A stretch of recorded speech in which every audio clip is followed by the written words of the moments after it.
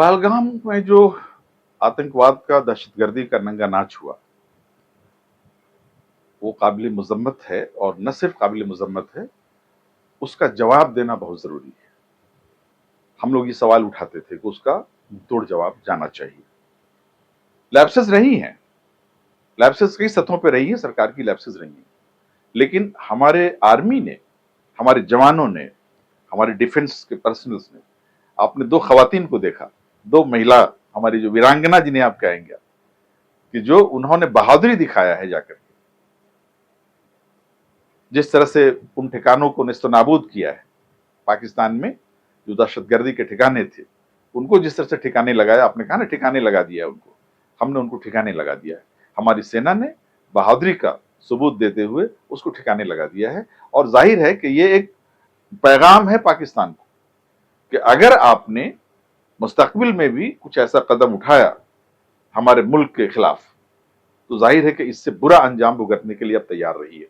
ये पैगाम हमारे मुल्क ने दे दिया है, हमारी सरकार ने दे दिया है, हमारी सेना ने दे दिया है, इस मुल्क के 140 करोड़ अवाम ने ये पैगाम पाकिस्तान को दे दिया है। और अगर इकबाल के लफ्जों में कहूँ, इकबाल का एक शेर मैं चाहता हूं कि इस मौके पर वो हो कि न समझोगे, थोड़ी सी तहरीफ के साथ, तरमीम के साथ, न समझोगे तो मिट जाओगे ऐ पाकिस्तान वालों, न समझोगे तो मिट जाओगे ऐ पाकिस्तान वालों, तुम्हारी दास्तां तक भी न होगी दास्तानों में।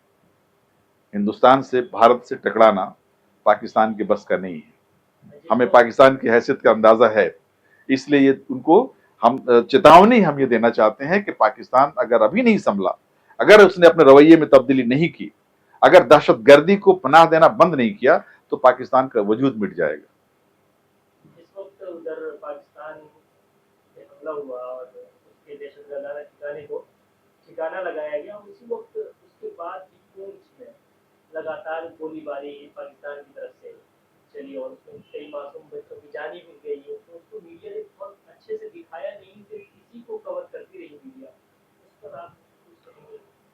देखिए, ये पाकिस्तान की जानिब से जो गोलाबारी हुई सरहद पे, पूंछ के इलाके में और जो दूसरे इलाके हैं वहाँ कश्मीर के खित्ते में, जम्मू के खित्ते में, जाहिर है कि ये उनकी एक तरह से, वो जिसे कहता है ना, खिसियानी बिल्ली खंबा नोचे, वो बैक से जवाब, मतलब पता ना, पीछे आकर के वो जवाब, मतलब उनमें हिम्मत नहीं है कि सामने से मुकाबला करें। हमारे जेट गए, हमारे मिसाइल गए, सामने से गए, ललकारते हुए गए, हिम्मत नहीं थी कि उसको वो रोक सकें। लेकिन पीछे से वो बैक स्टैबिंग जिसे कहते हैं, जो कायर होता है, वो पीछे से इस तरह की हरकतें करता है। पाकिस्तान, वहां की फौज एक कायराना, बुजदिलाना सबूत पेश कर रही है और लोगों को निशाना बना रही है, सिविलियंस को निशाना बना रही है। हमारे जवानों ने सिविलियंस को निशाना नहीं बनाया पाकिस्तान, हमारे जवानों ने कोशिश की पूरी, जिसको संयम कहते हैं, पूरा एहतियात बरता कि सिविलियंस को कोई नुकसान न पहुंचे। वहां सिर्फ आतंकवादी जो अड्डे थे, जो उनके ट्रेनिंग के सेंटर्स थे, उन्हीं को निशाना बनाया गया, उन्हीं को नेस्तनाबूद किया गया है। तो ये हमारी तरफ से ये रवैया है, हम संयम बरत रहे हैं और उनकी तरफ से इस तरह के भड़काने वाले काम हो रहे हैं, और जाहिर है इसका भी जवाब उनको मिलेगा। और ये बहुत कंडेमनेबल है कि हमारे मुल्क के नागरिकों को, सिविलियंस को निशाना बना रही है वहां की फौज, वहां की हुकूमत। हम इसकी मजम्मत करते हैं, और ये उनकी कायराना और बुजदिलाना जो इनकी हरकत है, इसका जवाब भी हमारी सरकार देगी। हमारी फौज उनकी इसका भी जवाब दे रही है, और दे रही है जवाब। उसकी भी खबरें आप सुनेंगे कि इनके, जिन्होंने जो कुछ किया है यहाँ, उसके भी बहुत मुंहतोड़ जवाब में दे रहे हैं और देंगे आने वाले दिनों में भी।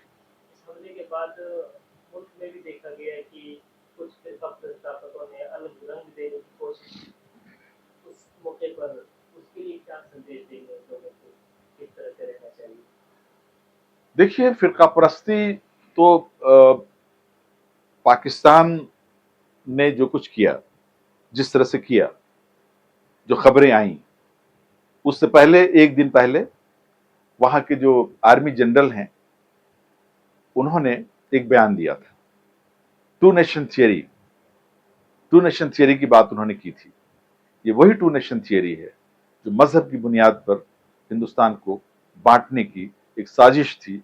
इसी थियरी के जरिए हिंदुस्तान का बंटवारा हुआ था, जिसमें दोनों मुल्कों के, दोनों हिस्सों के, दोनों कम्युनिटीज की फिरकापरस्त ताकतें काम कर रही थी। ये किसी एक की गलती नहीं थी, इसके लिए दोनों तरफ की फिरकापरस्त कुव्वतें जिम्मेदार थी। मुस्लिम लीग भी थी उधर, हिंदू महासभा भी थी इधर। फिरका परस्ताना जहन की उपज थी, टू नेशन थियरी। और उस टू नेशन थियरी की वजह से इतना बड़ा हादसा, इतना बड़ा मुल्क का बंटवारा हुआ, जो एक तारीख है, सबसे अलमिया तारीख का, हिंदुस्तान की तारीख का सबसे बड़ा अलमिया इसको मानते हैं। जिस तरह से लोग मरे उसमें, लोगों की जानें गई, लोग लूटे पीटे, एक मुल्क से दूसरे मुल्क में हिजरत जिन्होंने किया, पलायन किया, वहां गए वो। तो ये जो दर्द है, जाहिर है कि उस दर्द को हम महसूस कर सकते हैं, और वो तमाम जो बाशऊर लोग हैं इस दर्द को महसूस करते हैं कि टू नेशन थियरी कभी भी कामयाब थियरी नहीं हो सकती है। ये अवाम के खिलाफ एक थियरी है, अवाम मुखालिफ, अवाम कुश थियरी है, और दिलों में जहर घोलने वाली ये थियरी है। हमारे मुल्क में भी इस तरह की सियासत करने वाले लोग मौजूद हैं।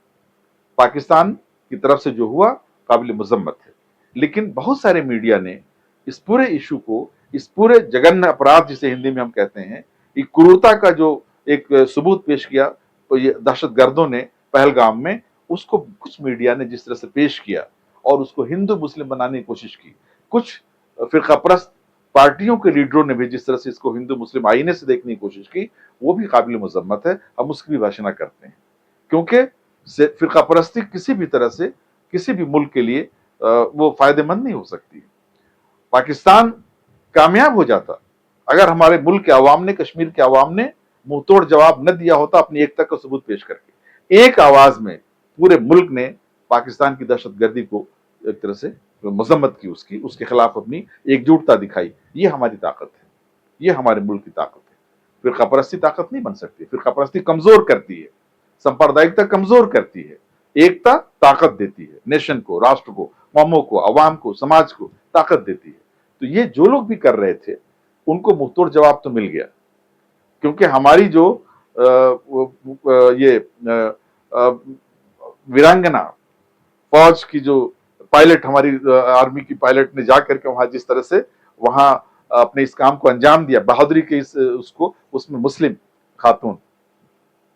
खातून ने, एक मुस्लिम खातून जो हमारी हैं ऑफिसर कौसर ने, सोफिया कौसर ने जो बहादुराना सबूत पेश किया, और दूसरी खातून भी, उन्होंने भी जो बहादुराना सबूत पेश किया, वो हमारे 140 करोड़ अवाम की तरफ से दिया गया जवाब था, मुंहतोड़ जवाब था। और इन वीरांगनाओं को सलाम, फौज को सलाम कि उन्होंने इतनी बहादुरी का काम किया और उन अड्डों को, जो दहशतगर्दी के अड्डे थे, उनको नेस्तनाबूद कर दिया।